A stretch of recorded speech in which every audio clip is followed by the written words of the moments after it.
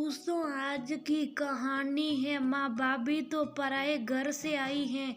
दोस्तों, कहानी शुरू करने से पहले अगर आपने चैनल को सब्सक्राइब नहीं किया हो तो कर लीजिए ताकि आपके पास पहुंच सके हर नया वीडियो। क्या हुआ नीति, तुम मम्मी जी के कमरे में अकेले बैठकर रो क्यों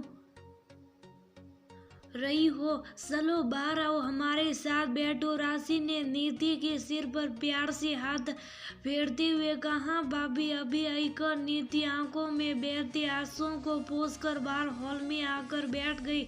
तभी राशि एक प्लेट में उसके मनपसंद समोसे और कचौड़ी लेकर आ गई। पीछे पीछे उसके बच्चे भी अपनी अपनी प्लेटें पकड़े चले आ रहे थे। लो नीति, खाओ अपनी पसंद के समोसे कचौड़ी। तुम्हारे भैया अभी भी देकर बाहर गए हैं तुम्हारी पसंद की रबड़ी लाने। राशि कहते हुए नीति के पास ही बैठ कचौड़ी खाने लगी। भाभी आपने मुझे माफ कर दिया है ना?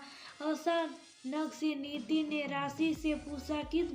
किस बात के लिए नीति? तुम अभी उन बातों में उलझी हुई हो पगली। अब तुम माँ बनने वाली हो, खुश रहो, जो मन करे खाओ पियो, फिजूल की बातों में ध्यान मत दो। मैं तो कभी तुमसे कोई शिकायत नहीं की ना, फिर किस बात की माफी? राशि नीति की ओर देखते हुए बोली। सब समझ रही हूँ भाभी, आपको साल भर पहले वाली मेरी भाभी इतनी जिम्मेदार बन जाएगी कोई सोच ही नहीं सकता है। फिर मैंने भी आपको कितना परेशान किया है, बिल्कुल सांप सीढ़ी के खेल की तरह। सच में भाभी, जिंदगी सांप सीढ़ी का खेल ही तो है। एक पल में खुशियाँ दे टॉप पर पहुंचा देती, दूसरे पल गम देकर नीचे। जब तक माँ रही मैं आपको खुद समझती ही नहीं थी। उनसे आपकी शिकायत करती और आपको डांट पड़ती। वह पल मेरे जीवन में सीढ़ी पर चढ़कर ऊपर पहुंचने जैसा होता था। पर माँ भी बहुत होशियार थी, कभी बेटी बहू में फर्क नहीं करती थी। तभी तो मेरे सामने आपको डांटने का कितना अच्छा नाटक करती थी। मैं खुश हो जाती थी। फिर वो अकेले में आपसे कहा करती, बहू नीति में बचपना ज्यादा है, उसके सामने डांटा करूं तो तुम दिल पर मत लेना बेटा। कल को वह ससुराल चली जाएगी तो अपने आप सब समझने लगेगी। ये सुनते मेरी खुशी फुस्त हो जाती, मानो जैसे सांप सीढ़ी के खेल में मेरे नंबर ऐसे आए कि सांप ने काट कर मुझे नीचे पहुंचा दिया। अब जब से माँ गई है आप मेरी माँ ही बन गई हो। ये कुछ और कुछ कहूँ, जब मुझे परेशान करते तो आप भी उन्हें झूठ मूठ का डांट लगाती हो। सच्ची भाभी, मुझे ना अब समझ में आ रहा, ससुराल में जाकर नए रिश्तों के साथ सामंजस्य बिठाने के लिए बहुत कुछ सहना और समझना पड़ता है। आपकी सहनशीलता ने मुझे भी बहुत हद तक ससुराल में सामंजस्य बिठाने में मदद की है। नीति राशि का हाथ पकड़कर बोली। नीति, माँ के जाने के बाद तुम्हें समझना मेरे लिए बहुत आसान था। तुम्हें पता है ना, मेरी माँ तो बहुत पहले चली बसी थी। संयुक्त परिवार में रहने की वजह से ताई जी और सासी जी के मिले जुले स्वभाव में पली बड़ी। यहाँ आकर सास में माँ को खोज रही थी और सच में मुझे माँ ही मिली थी। तुम्हें बुरा लगना स्वाभाविक था क्योंकि माँ मुझे भी प्यार करती थी और तुम छोटी होने की वजह से माँ का प्यार शेयर होते बर्दाश्त नहीं कर पाती थी। इसलिए तो मुझे निशा दिखाने की हर तरह से कोशिश करती रहती थी ताकि माँ नाराज हो जाए। पर माँ बिल्कुल अलग थी, जानती वो आखिर वक्त में मुझसे यही कह रही थी, बहू नीति दिल की बहुत साफ है, मुझसे बहुत प्यार करती है, इसलिए बच्चों के सांप सीढ़ी के खेल की तरह ऊपर जाने पर खुश और नीचे जाने पर मुंह फुला लेती है। नीति, हमारा रिश्ता ही कुछ ऐसा होता है।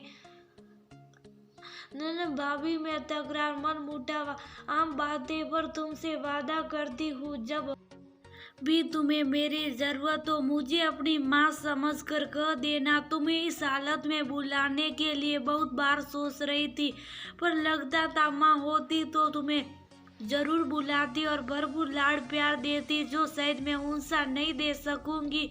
राशि ने कहा, नहीं भाभी, ऐसा कुछ नहीं है। 4 दिन हो गए आए हुए। आप और भैया मेरा पूरा ध्यान रख रहे। गर्भावस्था में ऐसे भी मन कुछ ना कुछ खाने का करता रहता है और आप तो सब कुछ बिना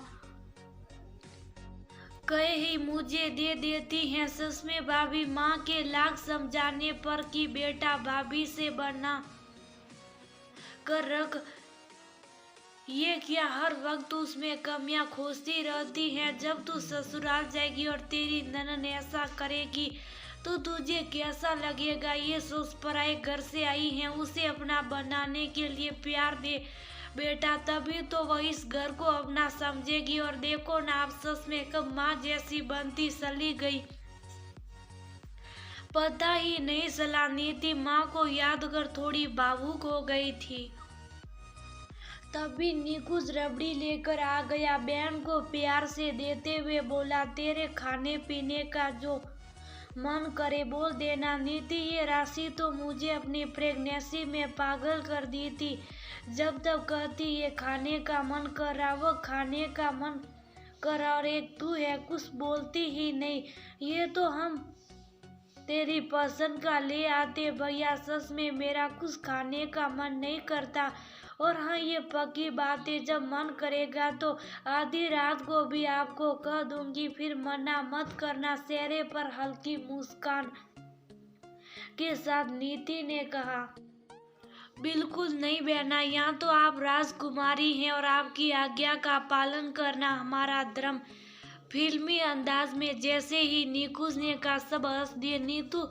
नीति लगभग 1 महीने मायके में ही रही, पर अब ना वो पहले वाली नीति रही थी, ना माँ यहाँ थी जिसमें वो कोई शिकायत करती। अब समझ गई थी जिंदगी में जो बदलाव आते हैं वह भी तो सांप सीढ़ी का खेल है।